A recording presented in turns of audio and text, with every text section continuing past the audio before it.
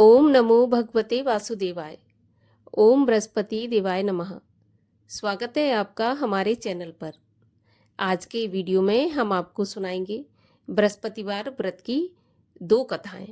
एक कथा साहूकारनी की और दूसरी कथा इंद्र देवता की। सभी प्रकार की व्रत कथाएं सुनने के लिए और हमसे जुड़े रहने के लिए आपको केवल हमारे चैनल को सब्सक्राइब करके बेल आइकन को प्रेस करना है और आज का वीडियो अच्छा लगे तो लाइक करना है और शेयर करना है। तो चलिए कथा सुनने से पहले हम व्रत का विधान जान लेते हैं। बृहस्पतिवार के व्रत में भगवान विष्णु की पूजा की जाती है। इस दिन में एक ही समय भोजन किया जाता है। पीले वस्त्र धारण करें, पीले पुष्पों को धारण करें, पीले पुष्पों से ही भगवान का पूजन करें।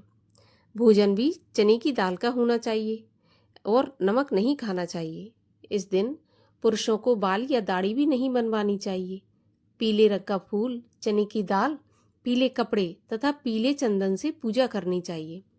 पूजन के पश्चात कथा सुननी चाहिए। इस व्रत के करने से बृहस्पति जी बहुत प्रसन्न होते हैं तथा अन्न, धन, विद्या, स्त्री, पुत्र सभी प्रकार के सुख बृहस्पति देव की कृपा से प्राप्त होते हैं। और स्त्रियों के लिए तो विशेषकर यह व्रत अति आवश्यक है। इस व्रत में केले का पूजन भी अनिवार्य बताया गया है। तो चलिए अब सुनते हैं बृहस्पतिवार व्रत की कथा। किसी गांव में एक साहूकार रहता था जिसके अन्न, धन, वस्त्र इत्यादि की कोई कमी नहीं थी, परंतु उसकी स्त्री बहुत कृपण थी। किसी भी भिक्षार्थी को कुछ नहीं देती थी। सारे दिन घर के कामकाज में लगी रहती। एक दिन एक साधु महात्मा बृहस्पतिवार के दिन उसके द्वार पर आए और भिक्षा की याचना की। स्त्री उस समय घर के आंगन को लीप रही थी। इस कारण साधु महाराज से कहने लगी कि साधु महाराज, इस समय तो मैं घर लीप रही हूँ, आपको कुछ नहीं दे सकती, आप फिर किसी दिन आना। तो साधु महात्मा खाली हाथ चले गए। कुछ दिन के बाद वही साधु महाराज फिर से आए। उसी तरह भिक्षा मांगी तो साहूकारनी उस समय अपने लड़के को खिला रही थी। कहने लगी, महाराज मैं क्या करूं, अवकाश ही नहीं है, इसलिए आपको भिक्षा नहीं दे सकती। साधु महाराज दूसरी बार भी खाली हाथ लौट गए। अब तीसरी बार महाराज आए तो उसने उन्हें उसी तरह से टालना चाहा, परंतु महात्मा जी कहने लगे कि यदि तुमको बिल्कुल ही अवकाश हो जाए तो फिर क्या तुम मुझे भिक्षा दे दोगी? तो साहूकारनी कहने लगी कि हाँ महाराज, यदि ऐसा हो जाए तो आपकी बड़ी कृपा होगी। साधु महात्मा जी कहने लगे कि अच्छा, मैं एक उपाय बताता हूँ। तुम बृहस्पतिवार को दिन चढ़ने पर उठो और सारे घर में झाड़ू लगाकर कूड़ा करकट एक कोने में जमा करके रख देना। घर में चौका इत्यादि भी मत लगाना। फिर स्नान आदि करके घर वालों से कह देना कि सब लोग हजामत करवाएं। रसोई बनाकर चूल्हे के पीछे रख देना, सामने कभी मत रखना। सायंकाल को जब अंधेरा हो जाए उसके बाद दीपक जलाना और बृहस्पतिवार को ना तो पीले वस्त्र पहनना, ना पीले रंग की चीजों का भोजन करना। यदि ऐसा करोगे तो तुमको घर का कोई काम नहीं करना पड़ेगा। साहूकारनी प्रसन्न हुई और उसने ऐसा ही किया। बृहस्पतिवार को दिन चढ़े उठी, झाड़ू लगाकर कूड़े को घर में जमा कर लिया। पुरुषों ने हजामत बनवाई, भोजन बनवाकर चूल्हे के पीछे रखा। यह सब बृहस्पतिवारों को ऐसा ही करती रही। अब कुछ काल बाद उसके घर में खाने को दाना भी नहीं बचा। थोड़े दिन में वही महात्मा जी फिर आए और भिक्षा मांगी, परंतु सेठानी ने कहा, महाराज मेरे घर में खाने को अन्न भी नहीं है, अब मैं आपको क्या दे सकती हूँ? तब महात्मा ने कहा कि जब तुम्हारे घर में सब कुछ था तब भी तुम मुझे कुछ नहीं देती थी, और अब तुम्हें पूरा पूरा अवकाश है तब भी कुछ नहीं दे रही हो। आखिर तुम चाहती क्या हो? तब सेठानी ने हाथ जोड़कर प्रार्थना की, महाराज अब कोई ऐसा उपाय बताओ कि मेरे पहले जैसा धन धान्य हो जाए। अब मैं प्रतिज्ञा करती हूँ कि अवश्य ही जैसा आप कहेंगे वैसा ही करूँगी। तब महात्मा ने कहा कि बृहस्पतिवार को प्रातःकाल उठकर स्नान आदि से निवृत्त हो घर को गऊ के गोबर से लीपो तथा घर के पुरुष हजामत न करवाएं। भूखों को अन्न जल देती रहा करो। ठीक सायंकाल के समय दीपक जलाओ।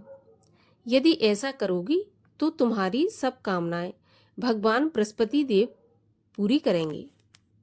साहूकारनी ने ऐसा ही किया और उसके घर में धन धान्य वैसा ही हो गया जैसा कि पहले था। इस प्रकार भगवान बृहस्पति जी की कृपा से अनेक प्रकार के सुख भोग कर वह दीर्घ काल तक इस संसार में जीवित रही। अब सुनते हैं इंद्रदेव की कथा। एक दिन इंद्र बड़े अहंकार से अपने सिंहासन पर बैठे थे और बहुत से देवता, ऋषि, गंधर्व, किन्नर आदि सब सभा में उपस्थित थे। जिस समय बृहस्पति जी वहां पर आए तो सबके सब उनके सम्मान में उठकर खड़े हो गए, परंतु इंद्र घमंड के मारे खड़ा नहीं हुआ। यद्यपि वह सदैव उनका आदर किया करता था। बृहस्पति जी अपना अनादर समझते हुए वहां से उठकर चले गए। तब इंद्र को बड़ा दुख हुआ कि देखो, मैंने गुरु जी का अनादर कर दिया। मुझसे बड़ी भारी भूल हो गई। गुरु जी के आशीर्वाद से ही मुझको यह वैभव मिला है। उनके क्रोध से यह सब नष्ट हो जाएगा, इसलिए उनके पास जाकर उनसे क्षमा मांगनी चाहिए, जिससे उनका क्रोध शांत हो जाए और मेरा कल्याण हो। ऐसा विचार कर इंद्र अपने गुरुजी बृहस्पति जी के पास गए। जब बृहस्पति जी ने अपने योग बल से यह जान लिया कि इंद्र क्षमा मांगने के लिए यहाँ आ रहा है, तब क्रोधवश उससे भेंट करना उचित न समझकर अंतर्ध्यान हो गए। जब इंद्र ने बृहस्पति जी को घर पर नहीं देखा तो निराश होकर लौट गए। जब दैत्यों के राजा वृषवर्मा को ये समाचार पता चला तो उसने अपने गुरु शुक्राचार्य की आज्ञा से इंद्रपुरी को चारों तरफ से घेर लिया। गुरु की कृपा न होने के कारण देवता हारने और मार खाने लगे। तब उन्होंने ब्रह्मा जी को विनय पूर्वक कहा कि महाराज, दैत्यों से किसी प्रकार बचाइए। तब ब्रह्मा जी कहने लगे कि तुमने बड़ा अपराध किया है जो गुरुदेव को क्रोधित कर दिया। अब तुम्हारा कल्याण इसी से हो सकता है कि त्वष्टा ब्राह्मण का पुत्र विश्वरूपा बड़ा तपस्वी और ज्ञानी है, उसे अपना पुरोहित बनाओ तो तुम्हारा कल्याण हो सकता है। यह वचन सुनते ही इंद्र त्वष्टा के पास गए और बड़े विनीत भाव से त्वष्टा से कहने लगे कि आप हमारे पुरोहित बनने की कृपा करें, जिससे हमारा कल्याण हो। तब त्वष्टा ने उत्तर दिया कि पुरोहित बनने से तपोबल घट जाता है, परंतु तुम बहुत विनती करते हो, इसलिए मेरा पुत्र विश्वरूपा पुरोहित बनकर तुम्हारी रक्षा करेगा। विश्वरूपा ने पिता की आज्ञा से पुरोहित बनकर ऐसा ही यत्न किया कि हरि इच्छा से इंद्र वृषवर्मा को युद्ध में जीतकर अपने इंद्रासन पर स्थित हुआ। विश्वरूपा के 3 मुख थे। एक मुख से वह सोमपल्ली लता का रस निकालकर पीते थे, दूसरे मुख से वह मदिरा पीते और तीसरे मुख से अन्न आदि भोजन करते। इंद्र ने कुछ दिनों के बाद कहा कि मैं आपकी कृपा से यज्ञ करना चाहता हूँ। जब विश्वरूपा की आज्ञा के अनुसार यज्ञ प्रारंभ हो गया, तब एक दैत्य ने विश्वरूपा से कहा कि तुम्हारी माता एक दैत्य की कन्या है, इस कारण हमारे कल्याण के लिए एक आहुति दैत्यों के नाम पर भी दे दिया करो तो आपकी अति कृपा होगी। विश्वरूपा उस दैत्य का कहा मानकर आहुति देते समय दैत्य के नाम भी धीरे धीरे लेने लगा। इसी कारण यज्ञ करने से देवताओं का तेज नहीं बढ़ रहा था। इंद्र ने यह वृत्तांत जानते ही क्रोधित होकर विश्वरूपा के 3 सिर काट डाले।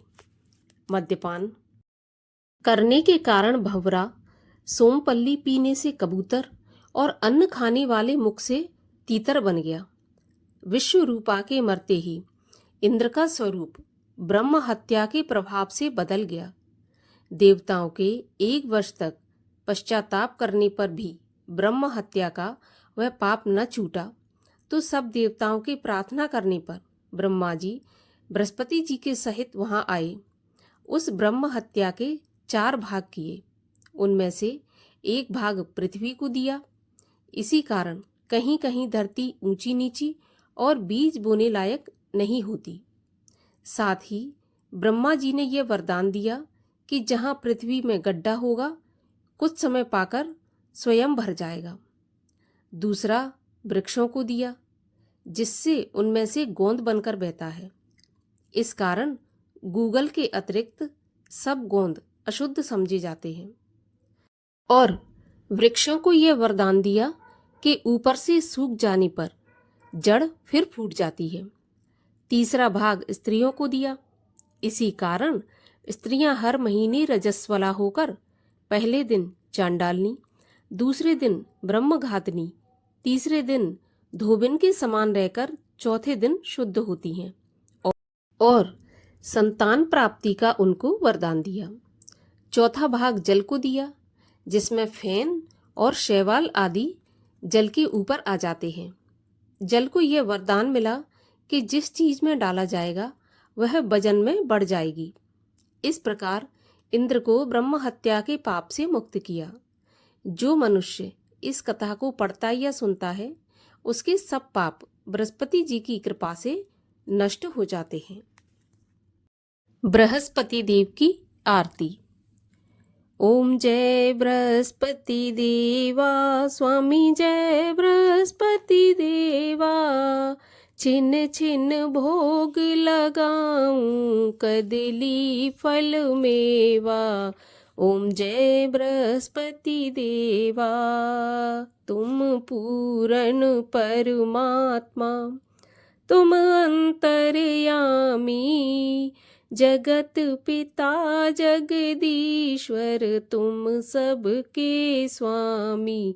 ओम जय बृहस्पति देवा। चरणामृत निज निर्मल, सब पातक हरता। सकल मनोरथ दायक, कृपा करो भरता। ओम जय बृहस्पति देवा। तन मन धन अर्पण कर, जो जन शरण पड़े। प्रभु प्रकट तब होकर, आकर द्वार खड़े। ओम जय बृहस्पति देवा। दीन दयाल दयानिधि, भक्तन हितकारी।